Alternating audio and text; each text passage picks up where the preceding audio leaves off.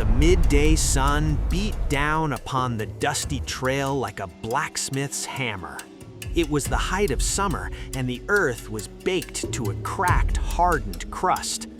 Reynard, a slender red fox with a coat that usually gleamed like polished copper, trudged along with his head hung low. Today, his fur was matted with dust, his tongue lolled dryly to the side, and his stomach rumbled a hollow, aching tune.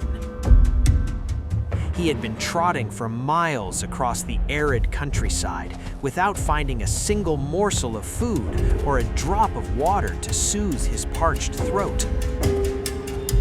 Just as he was contemplating curling up beneath a withered, prickly shrub to surrender to the oppressive heat, a faint, sweet breeze caught his keen nose. He paused, his ears swiveling forward. He followed the scent, his pace quickening with renewed hope until he broke through a dense thicket and stumbled into a lush, vibrant vineyard. The contrast was startling. Here, broad green leaves provided a canopy of cool, inviting shade. But it wasn't the shade that made Reynard's golden eyes widen. It was the prize hanging from the very top of the sturdy wooden trellis. There, dangling in heavy, glorious clusters, were the most magnificent grapes he had ever laid eyes upon. They were a deep, majestic purple, plump to the bursting point, and their taut skins held a delicate, frosty bloom that promised cool, sweet, thirst-quenching juice inside. Reynard licked his dry lips. His stomach gave a violent lurch of anticipation. "Ah," he murmured to himself, his voice raspy. "Exactly what I need to cure this wretched thirst." He trotted directly beneath the largest, most perfect cluster, planted his hind paws firmly on the soft earth, and sprang upwards. His jaws snapped shut on nothing but empty air. He landed gracefully on his feet, a bit surprised. The grapes were hanging higher than his initial eager glance had suggested. No matter, he thought, shaking the loose dirt from his coat. A mere miscalculation. He backed up a few paces, lowered his head, and charged forward.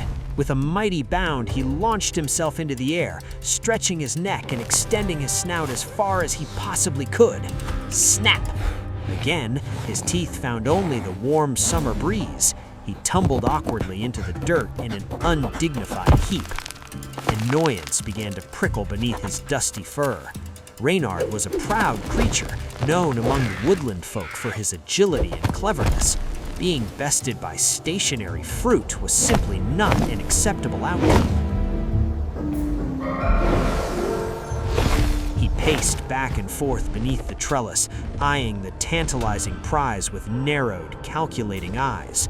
He tried jumping from a standstill. He tried taking an even longer running start. He even attempted to scramble up the smooth wooden post of the trellis, but his sharp claws found no purchase on the hard, polished oak. Again and again he leapt, and again he fell painfully short. The sun continued its relentless crawl across the sky, turning the enclosed vineyard into a humid oven. After what felt like an eternity, Reynard lay panting heavily in the dirt. His muscles ached, his lungs burned, and his throat was drier than it had been before he started. He looked up at the grapes one last time. They still looked perfect, still completely out of reach.